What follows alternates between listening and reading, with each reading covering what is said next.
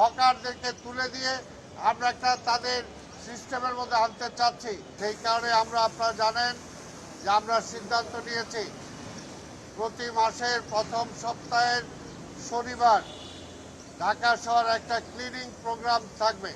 অর্থাৎ ঢাকা শহরের প্রতিটা বাড়ি, প্রতিটা অফিস, প্রতিটা আদালত, প্রতিটা ব্যবসায়িক প্রতিষ্ঠান, সব প্রতিষ্ঠান প্রতি মাসের শনিবারে বিশেষ পরিচ্ছন্ন প্রোগ্রাম আমাদের চলবে।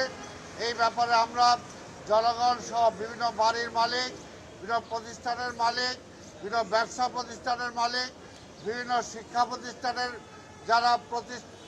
যারা পরিচালনা করেন তাদের সবার সহযোগিতা চাই এবং সবার আগে আমরা সাংবাদিক ভাই বোনদের সহযোগিতা চাই আপনাদের মাধ্যমে, যাতে এই বিষয়টা সবার মাঝে প্রচারিত হয় যে আমরা ঢাকা শহরটা পরিচ্ছন্ন রাখার চেষ্টা করছি।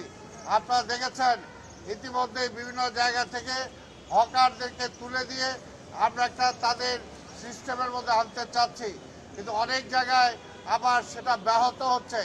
কাজে আপনাদের মাধ্যমে আমরা সবার সচেতন হোক সেটা আমরা চাই এবং আগামী এরপরে যে সমস্ত জায়গায় হকারদেরকে দেওয়া হয়েছে তার বাইরে যদি কোথাও বসে তাহলে তাদেরকে উচ্ছেদ করলে তখন যাতে আর কোনো বক্তব্য না আসে।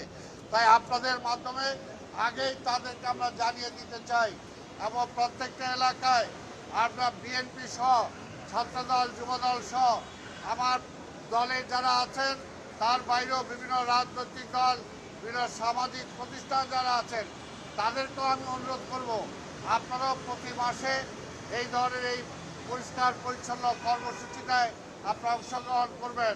এখানে রেড ক্রিসেন্ট আছে, এইখানে অন্যান্য বিডি ক্লিন আছে, যারাই আছেন আমরা যদি চেষ্টা করি, বিশ্বাস করে আমরা চেষ্টা করলে 6 মাসের মধ্যে ঢাকা মহানগরীকে আমরা ক্লিন সিটি হিসাবে আমরা করতে পারবো ইনশাআল্লাহ।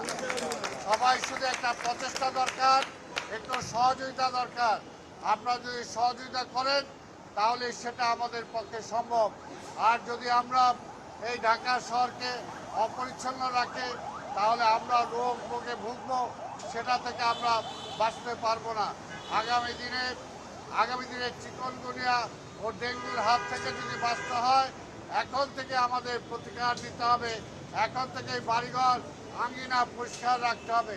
আমাদের মাননীয় প্রধানমন্ত্রী তারেক রহমান চান গ্রিন সিটি।